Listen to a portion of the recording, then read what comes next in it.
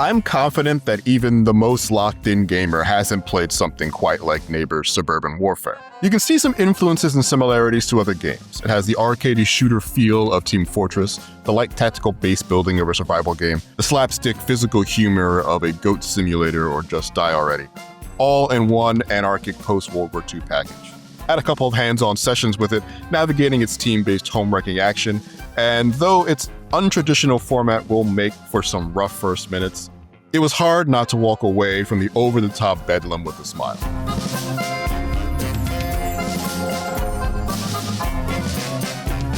There's maybe no more antithetical setting for Neighbor's Suburban Warfare's team versus team base-building combat romp than the idyllic, prosperity-pilled 1950s American suburbs. But developer Invisible Walls wanted to make a game that was bright and colorful and would be striking at first glance and approachable to a broad audience. Art director Andreas Beck explained that the team had a vision of a neighborhood feud element for this game from day one, and the post-war optimism of this time period served as a resonant and satirical backdrop for that. What came together was a squad-based hybrid shooter and base builder that I got my hands on for a couple of hours with the dev team.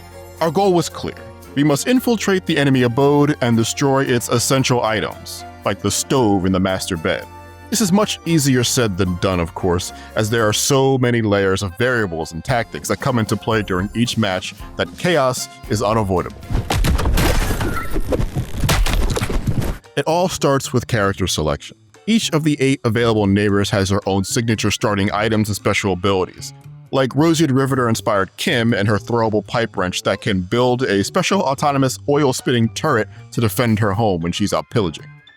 There were 2 available neighborhoods, maps, to choose from, each dictating where the neutral objectives would be, and each team can choose a specific house layout to use, each floor plan having its own different entrances and essential item locations. This felt like a lot to understand up front, but even though there's a county fair's worth of variability in each match, the pursuit of the perfect competitive combination is a bit of a fool's errand.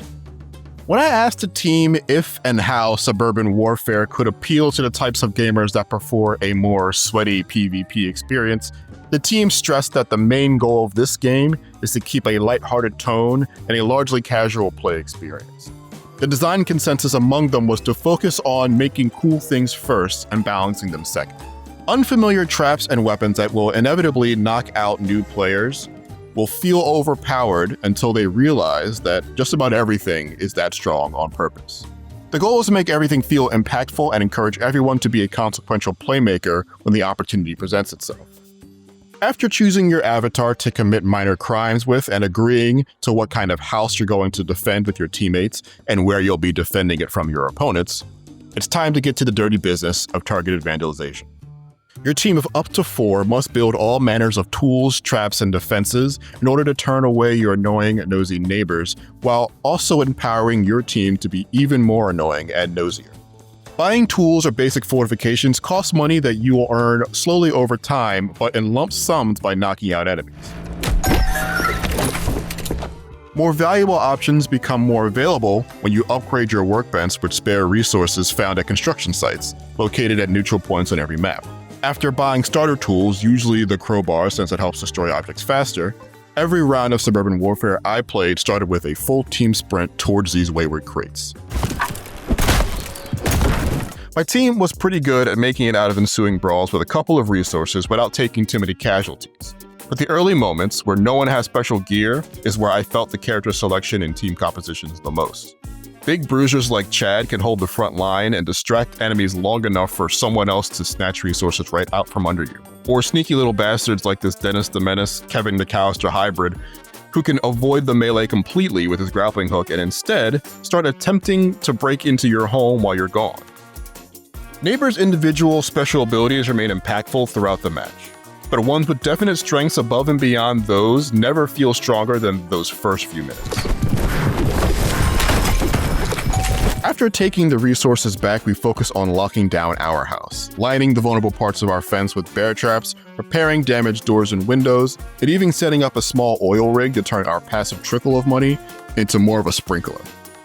All the while, both sides were taking turns poking at one another, sneaking to back doors and windows while causing a ruckus on the front lawn by either running up personally and trying to catch a poor homemaker slipping, or ordering a more bombastic offensives on the enemy in a form of delivery trucks that speed through the cul-de-sac and lob boxes full of fireworks at your foes. And then, after around 4 minutes of game time, night fell on our pitched battle. Besides making the battlefield darker, it also signals that the nocturnal guard for each house is up and prowling, and is devastatingly good at hunting down any enemy that steps into your property and eliminating them with extreme prejudice, until the sun rises and the chaos ensues again. Exchanges between squads, be they in the streets or in each other's living rooms, were always tense because the more dangerous weaponry, like a sledgehammer or a pressurized cannon that shoots oranges, can do players in quickly. And yet, the hammer is slow, and the cannon, one of the few ranged options in the game, is hard to aim and slow to fire and reload. This is all by design to encourage players to stay close. The Invisible Walls team driving their focus on keeping the most effective and easy-to-use offense's close-range options forces players to engage with one another instead of trying to take sniper positions or control the field from afar. That doesn't constrain their weapon options from walking more on the wild side, though. Many of the options operate as you assume they would, but then there's some tricky takes on household items, like the vacuum that can suck enemies into bashing range. You can build a chicken coop and toss their eggs at foes to blind them. With enough investment in your workbench, you can get access to my favorite option so far, a seagull that you can fly to bomb enemies like a Call of Duty kill streak reward. The cartoony madness is lots of fun, moment to moment. During the course of these cycles across the rounds I played, the biggest issue I found was feeling like I wasn't doing the right thing at the right time.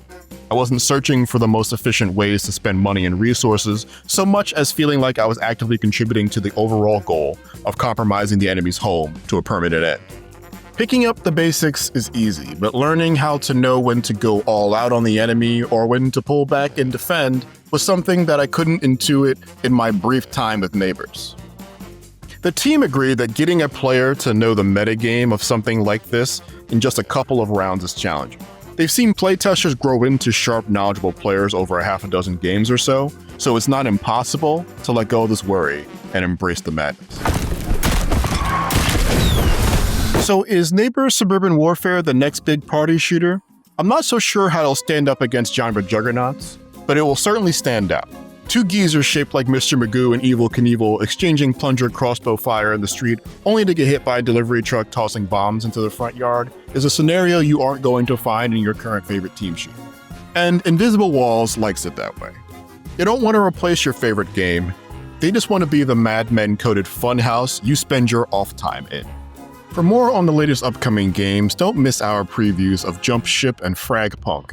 And for everything else in the world of video games, stick with IGN.